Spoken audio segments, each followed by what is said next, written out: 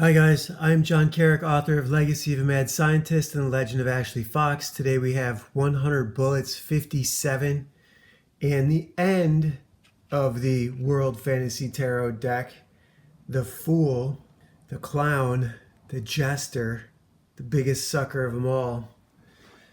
So 100 Bullets 57, this wraps up the whole Wylie. And first we get an Electra ad for Sydney Bristow. And then we get Wylie pulling Dizzy out from under the bed. And Dizzy's pissed. Well, now you see me as I really am, huh?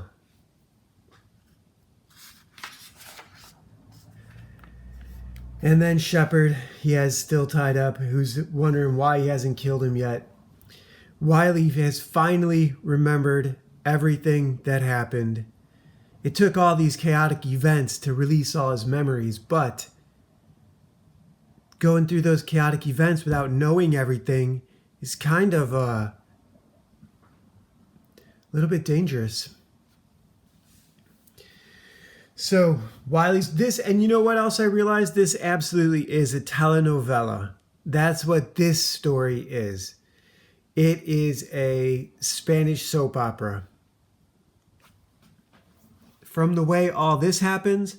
So this is Shepard explaining to Wylie that Dizzy has been trained as a Minuteman. She's a replacement. But Wylie got the drop on her and knocked her out as she didn't stay in the bar like they both told her to. She snuck upstairs to Wylie's room, found Shepard tied up, and Wylie knocked her out. This is 100% telenovela. And up here, they're watching everything going on. The party, the eternal party that is New Orleans. And Wylie remembers why Rose had to die and who had to kill her and why she went to Miami. Rose didn't, and Wylie is pissed about it and slams Shepard again with the gun. Puts it in his face. Here's Dizzy still under the bed. And here we get the memory of... And I'm not going to do the dialogue justice. So just hit pause and scale up the screen and read it if you want. Or get the digital version. But I can't tell you where to get the digital version because that would be stealing. And that would be encouraging other people to steal. And I paid for this. And I like having it in my hands, even though reading it is really pretty hard. I can't wait to get back to drawing. I quit drawing around the holidays because of my eye. It was freaking me out. I was still doing some digital work, but I think that's going to be the next thing for this channel. I don't like reviewing other people's comics. It's good for me to read a comic a day, but I want to be drawing and working out my own stuff. I don't like doing this.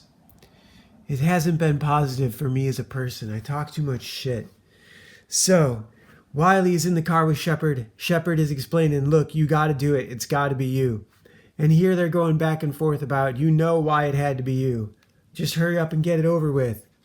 Shepard doesn't mind if Wylie kills him. He's at a point where he's ready to let go too. But the Minutemen are assassins for and of the trust, as Shepard reminds Wylie. So Wylie has to go up there and kill someone. She's up there. Presumably it's Rose, and here we find out why.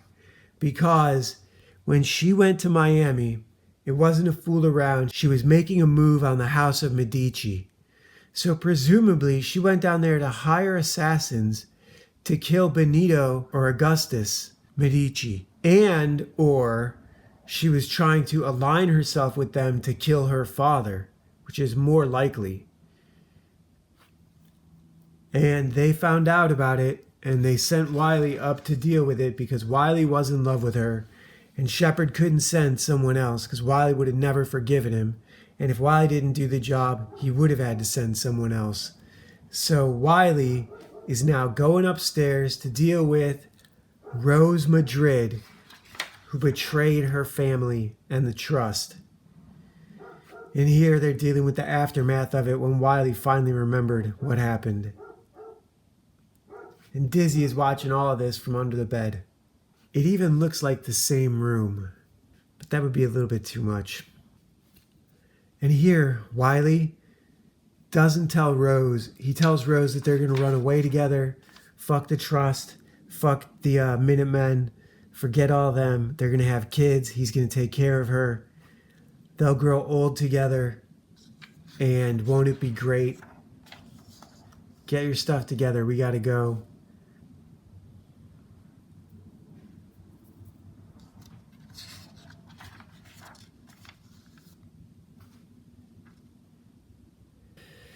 So presumably after this, shortly after this, and it couldn't have been 10 or maybe even not even 5 years ago, maybe 5 years ago, that the Minutemen all drank the memory erasing drug.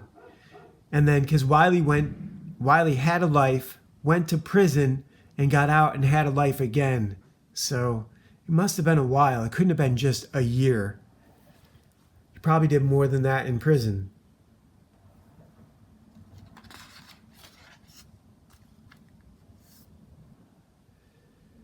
So Wylie has fully remembered everything, but he still got Shepard and Dizzy tied up. For the moment. Till he goes into the bathroom and maybe shoots himself. They don't know. So Harry downstairs is asking this guy, I don't remember his name, what the receipts were for the night.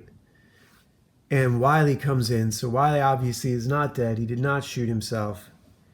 And he wants a drink. And Harry tells him they're closed. And Ronnie tells him, give him a drink, man. And then Wylie proceeds to explain to everyone. This page of dialogue is exceptionally well written. And each line rolls right into the next. Maybe that's something about telenovelas that I don't know. But this dialogue really does build on itself. This dialogue in every one of these scenes in this story really kind of snowballs. It's that effect where everyone finishes each other's sentence and the new sentence doesn't make sense if the last one was even a little bit different. So here he says something about not having that many friends. And if you mean Warren and Homer, well, you've got two less now. Who? I don't know who you're talking about. Those two fucks you had to take care of your wife. April says, what, Harry? He says, I don't know what he's talking about. That asshole's just running his mouth. That's all bullshit. They killed your wife. They threw her in the river. They threw a bear. I saw it happen. Blah, blah, blah. They killed her? They were just supposed to run her out of town. This really is really well done. And if I hadn't been in so much pain over the last couple weeks on account of having eye surgery, I wouldn't have given it such a hard review. The colorist even went out of her way to make April look like she's dressed up for the night.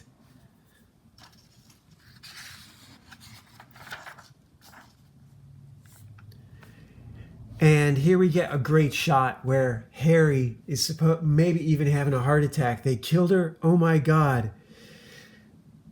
Wylie pours himself another drink and tells everyone, oh, he gives April, hey, Gabe would want you to have this. Is he? Ronnie leans into the frame and cuts April off from Wylie and says, he got that record deal, right? He got that, he's moving on. He's moving on to better pastures. And Wylie says, yeah, he's not going to need this beat up old horn anymore. He's moving on to better times. And Harry is just beside himself. And then April, don't forget what happens to women when this guy's done with them. Points his finger at Harry. These pages, this scene, look at all these people. There's so much about this that is like a play or a small TV show, an after-school special in some way, except that it's really brutal. And if my head hadn't been in so much pain, I wouldn't have had to go back and redo 5 of these because I was letting my anger. That's why I need to get back to drawing, because this is someone else's work. I should be talking shit about my own work. God knows I've got enough of it. So Dizzy and Shepard are waiting for Wylie. They've got the car. Shepard tells Wylie he should drive. Wylie gets in and almost calls Dizzy baby. Instead calls her kid. And they are heading out of town. And here we see the mirror with 2 bullet holes. None of them are happy. Dizzy's probably the most upset out of Shepard and Wylie. They're both, wherever they're going, someone's going to have trouble. And now the trust is down 2 families. Daniel Perez, issue 25, and Anwar Madrid, issue 56 from yesterday. Anyhow, that's it for today. See you guys tomorrow.